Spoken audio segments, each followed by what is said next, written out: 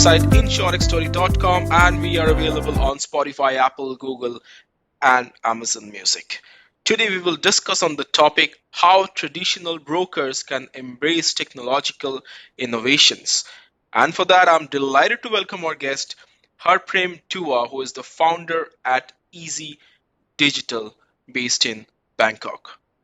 Harprem, a warm welcome to the show, and it would be really great if you could kindly, introduce yourself for our listeners. What you do, what's your background, and what made you start Easy Digital? Definitely. Thank you so much for having me. It's great to be here. Just a quick background about myself. So my name is Prem. You can call me Prem. I founded a previous company called Frank, which was an online insurance broker. We specialize in selling insurance products online end to end, from customer acquisition all the way to policy issuance. And we were one of the first to do that in Southeast Asia. We connected with almost 15 different insurance companies for 10 different products online end to end. And eventually we exited that company to Boltech in 2020. So spent 5 years building it, exited to Boltech, which is one of the largest insurtechs in the Yeah, world, and we yeah. were one of their first acquisitions. So I was one of their first team members on the ground, globally, actually, because we were one of the first acquisitions. In fact, when they acquired us, the name Boltech didn't even exist yet. It was still a project name, internal project name. So this is like Okay. a very early days of the company. Yeah, that's I interesting. stayed on with them for 2 more years. Yeah. Yeah, yeah. Stayed on with them for 2 more years, working as their chief disruption officer and head of Insurtech Exchange in Thailand. Hmm. And eventually decided to leave the company and go back to my entrepreneurship roots again. And this is how Easy Digital essentially came forth. Okay, interesting. So your previous company, of course, it's primarily on the brokerage side as well. So did you have any specific vertical to focus on? I started off with motor insurance, but quickly, expanded to property, fire, travel, health, critical illnesses, and everything else in the general insurance space. We also then got our life insurance broker's license Hmm. and started getting into partnership with a few life insurance companies as well. That was a little bit harder to sell, so we try to focus more on the easier selling items for online sales, like health insurance and critical illness and personal accident, which are still in both in the life and non-life Hmm. category, but Yeah, it was easier to sell online. yeah, no, absolutely, absolutely. So, Prem, as per today's agenda, my first question to you is, in navigating the intersection of traditional, or rather the traditional way of doing businesses in the insurance sector, especially on the broker side, and technology, how can traditional insurance brokers effectively integrate and leverage technological innovations to enhance their client services and thereby streamline their operations? I mean, we do talk about a lot of technology intersection, how the insurance companies as the buyers or the insurers in general, or the middlemen like brokers, they can leverage technologies and uh, you know improve threefold their businesses, etc., efficiency, and so on and so forth. But brokers as a they have a very interesting business model. It's not the usual as we understand, right? So it'll be very much interesting to understand how this particular segment can leverage technology innovations. Yeah, I think this question is like, right down my alley because I was, from personal experience when I Yeah. started Frank. We started off as a traditional broker. Essentially, when you first get a license from the OIC or the organization that, oversees all insurance products and sales in Thailand, they didn't have any regulation or any sort of framework around digital sales of insurance policies. So they didn't really care. So we were like, okay, so can we do this? Can we do that? And soon we realized asking permission didn't make sense because they didn't have any framework. The answers were always no. Not that it was against the regulation, it was just that there was no regulation behind it. So we started having to essentially start from scratch, convincing insurance companies that, you know, selling online works and it's possible. And you should open up your APIs to us. Even that was a difficulty in the initial stages where most insurance companies were not actually willing to give us the APIs for product quotation even. They were worried that we were going to scrape all their product pricing and reverse engineer their risk calculations and give it to someone else. And it's funny when you think about it now, like 7, 8 years down the line, where APIs are a must-have for any insurance companies. But back then, it was a very different story. So coming from that side, if a traditional broker wanted to do it then versus now, it's very different. Now it's a lot more well known. To some extent, customers have also been trained a lot more to understand that these products can be purchased online. And it always starts off with the simple stuff, right? So travel insurance, for example, previously was always, 10 years ago was always through agents. And now you wouldn't even think about going to an agent to buy travel insurance. It's just such an intuitive thing to go online to get it straight away. What's not intuitive right now is for the other product categories yet, the higher basket stuff, the motor insurance, fire insurance, health insurance, and things like that. They're still very much tied to brokers. And I think that's just going to keep changing and changing and eventually will be online. So it always has to start from somebody's got to be the pioneer there. Somebody's got to be the one pushing for change and getting customers to know that. And it's not just in the insurance industry. You have to understand that this was a problem in retail as well. You have to have companies like Amazon, Alibaba, Lazada, Rocket Internet Group, and all these guys spending millions and millions of dollars to educate people to tell them that you can actually buy all of your retail products online, not just offline. And it's the same thing. It's just a different industry. So do you see this trend, differ, to a greater extent in the Asian region? I mean, of course, if you see the West, the dynamics are certainly different. Driven by, of course, the young generations, the accessibility of internet, and so on and so forth. But how do you see it's happening in the Asian region? I don't. I think the Asian region sort of lags behind the West by almost 10 to 15 years, and that gap is decreasing definitely. We're getting to the point where it's a lot quicker now, but in the insurtech space specifically, that gap was still very much there because it's not just about the methodology of buying, whether they're buying it online or not. It's about the insurance penetration overall in the Asian region is not as high as in the West. So you've got a two-step barrier there. You Yeah, got the organizations and all the insurance companies and all the governing bodies are first trying to just convince people that they need to buy insurance. And then you got to get them to convince them that, okay, now that we've convinced you that you need insurance, we got to convince you to go through this channel and buy it online. So I think a lot of Asian countries are still very much bogged down on the first barrier, and that's where they're spending their biggest amounts of time and effort to get that done first. yeah, yeah. No, absolutely, absolutely. I think, buying the concept of real purchase of an insurance policy, be it in a sachet format or even for an annual and so on and so forth, really going online and then using aggregators to compare your policies, it's increasing, but it's definitely not the way how it should be. We still, as humans, especially the mentality in the Asian side of it, right, and the belief, it's really on talking to a physical agent to really understand the pros and cons and discuss your side of the story and then go ahead and make a purchase decision. I think the more and more this changes and things will be much more easier. Of course, both the broker and the insurer and the of course the end user, all three players has a big role to play in it. It goes hand in hand, I believe. Yeah, and a lot of these issues don't just stem from the fact that people are not buying it online and they're saying no, we need to speak to an agent. It could even stem from the fact that the core product design that people are trying to sell online was not designed to be sold online. It was actually designed to be explained and designed to be sold offline, and that makes a huge difference, right? When you have Yeah, a product designed to be sold online, it's going to be a lot simpler. It's going to be very intuitive to understand all the terms and conditions.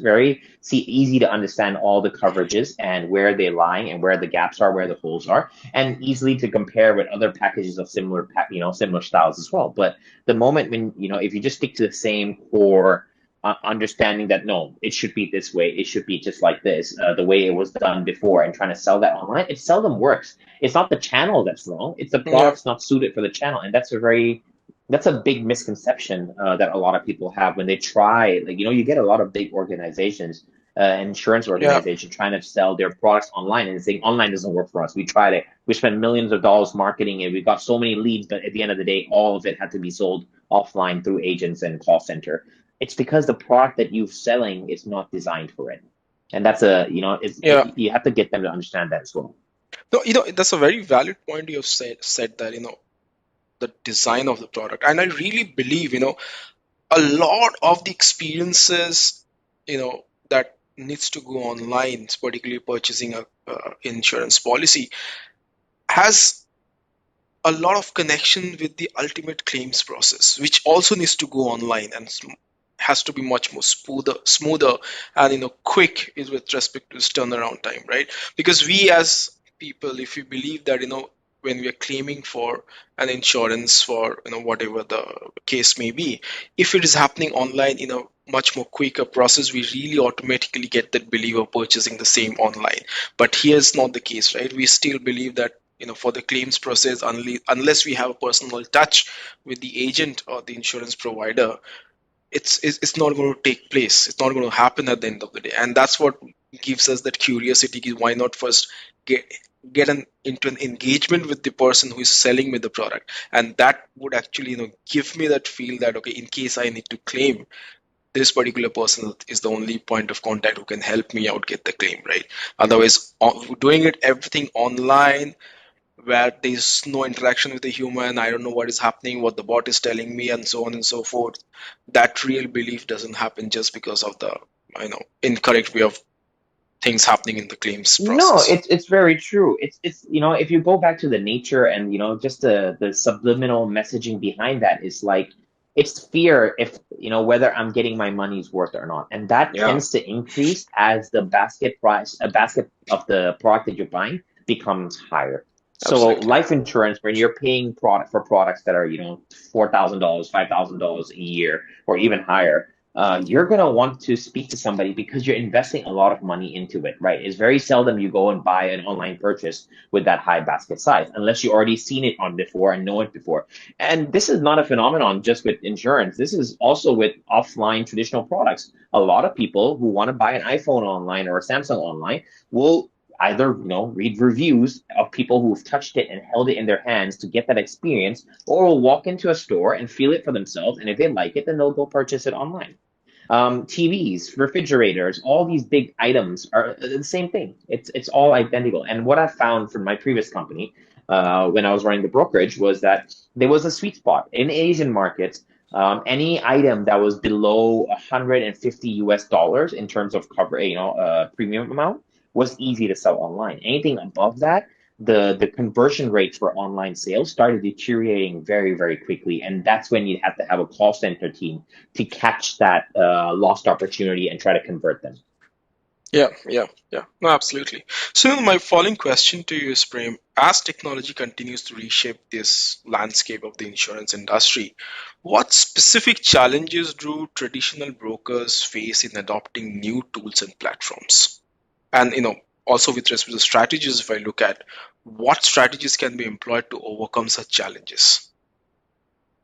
I think for a traditional brokerage, one of the main things that has to, you get them started in this online journey is it's as simple as getting their customer information and their previous leads online. So if you look at the top of the funnel for any sales organization, it's always going to be leads and leads management. And if that part of it is not even online yet, the rest of it's going to be very difficult to get online or kind of useless as well. Yeah, So for an organization like that, a simple thing, a very practical thing to do would be maybe get a simple CRM system. Start inputting all of your customer information online. Put in their expiry dates, put in their birthdays, put in all the information that you have about them, how many policies they have with you. You'll start understanding and seeing your customers a lot more than you do right now. And when you start seeing those trends and you start understanding the customers a lot more, and maybe you find out that one customers have multiple policies with you, just with different salespeople or with different members in your organization that you never even knew before.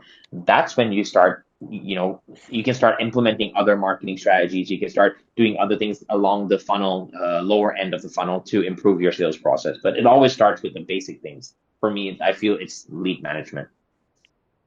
yeah, yeah. But do you think it can be, or rather the trend can be similar in various geographies of the Asian region?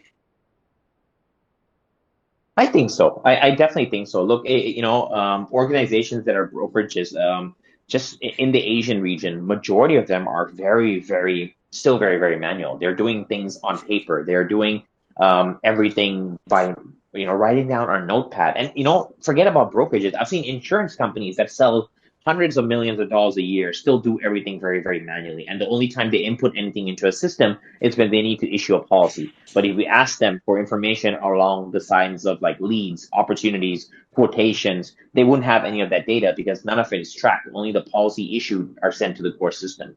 So that's why I say, if you start at the top of the funnel and you start digitizing from there down, it makes it a lot easier because you're building the entire funnel from the top to the bottom in a digital way.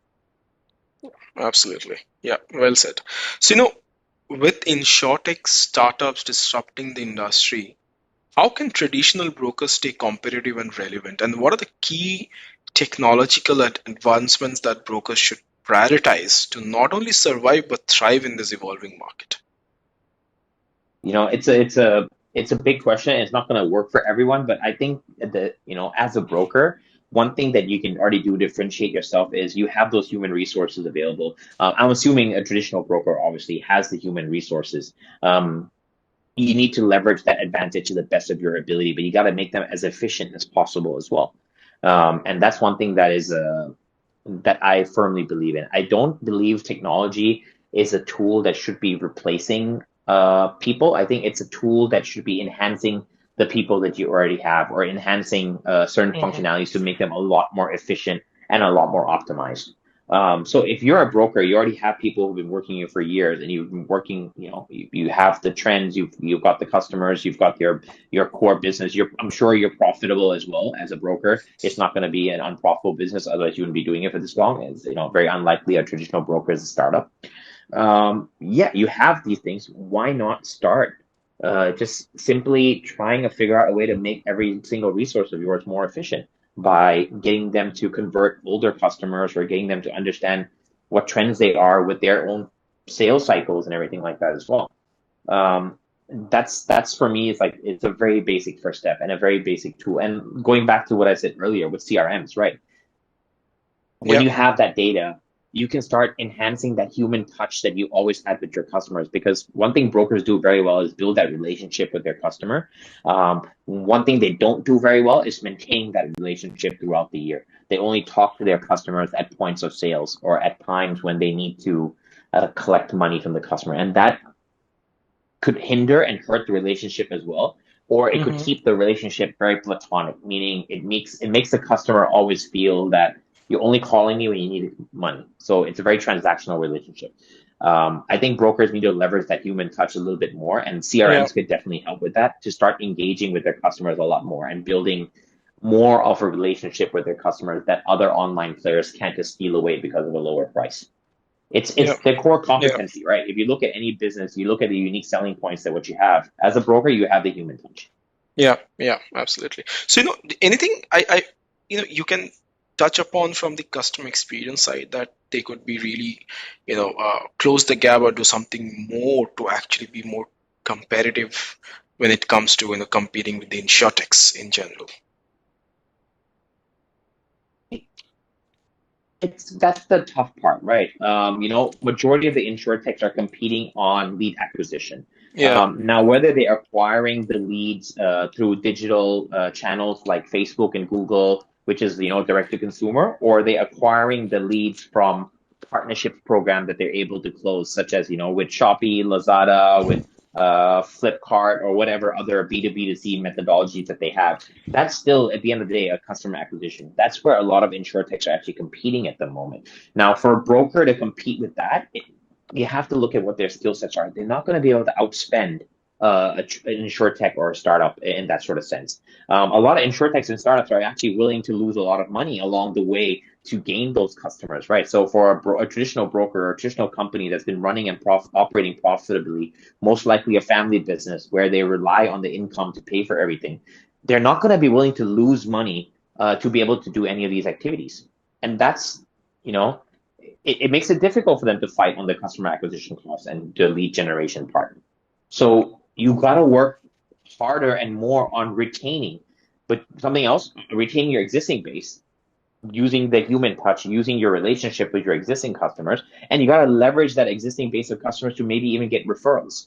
So yeah, maybe something you can do is do a referral program where you can help get your customers to recommend other customers at a much lower acquisition cost. And it's a known fact that a referral lead, it converts at almost 3 to 4 times higher than lead generated from a social media channel. So therefore, even though there is a customer acquisition cost now with the referral generation, it's going to be lower than acquiring a lead compared to an Insurtech, and you're going to be able to convert that a lot higher because it comes from one of your existing customers.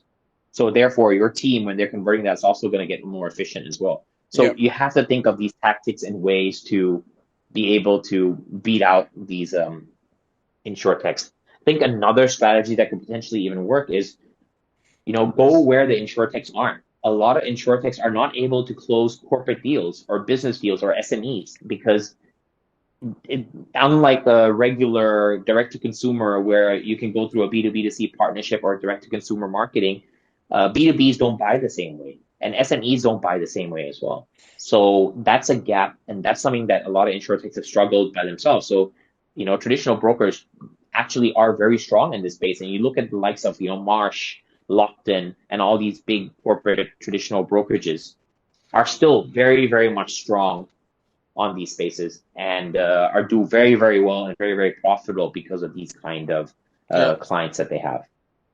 Absolutely. Of course, they also, over the years, they have built that brand value, which is being recognized in the market. And with respect to their, huge list of clienteles and the strong market domination, plays a lot of, importance in the way they operate and do customer acquisitions. And I think, another point to add to that is also how best they can leverage customer feedback to address any pain points, which, I actually, believe at least the young Insurtechs, the tech savvy one, are really, nailing those, how they can use technology to actually address customer pain points. And that is something, the traditional way of operation in the insurance sector needs to learn. I agree with that, but there are a lot of pain points to address as well, right? I think the Insurtechs are addressing just some of the pain points. Yeah. And one of the big pain points that they're addressing is convenience and speed.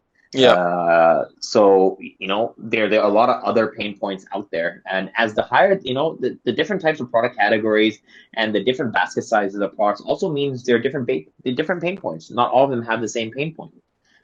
So you need to really pick your niche, pick your target segment, and serve them as well as you can. Understand them. If you understand them and know them very, very well, then you'll be able to understand their pain points and solve for it. And you have the luxury to do it a little bit better than an Insurtech because most Insurtechs try to go very wide. They try to cast a very wide net to get the volumes and to get the large scale of selling to hundreds and thousands or millions of customers at the same time. So they're not going to be able to pick out a specific niche or solve those problems. They're going to cast a wide net. You're just going to have to cast a different type of net that is a little bit more niche, a little bit smaller within your space and zone that you can defend. Absolutely. Fantastic thoughts, and thank you for the takeaways at the end, which is really relevant for the listeners. And I believe the insurance decision makers in the brokerage space will find this really, really valuable for their understanding and of course the end user benefit. And with that, thank you, Prem. A fantastic discussion. Thank you for sharing your thoughts today, and a true delight to have you as our guest. Thank you so much for having me. I really appreciate it. It was a really fun conversation as well. I especially like that you helped add on some of your opinions and tidbits as well. Yeah, it was a great discussion, and brokerage is a very interesting space in the insurance industry, and really love to hear your perspectives on the technology integration. Lastly, to wrap this up, thank you for listening to the Insurance Story podcast and for being here, of course. See you at our next episode. Take care and stay safe. Goodbye for now.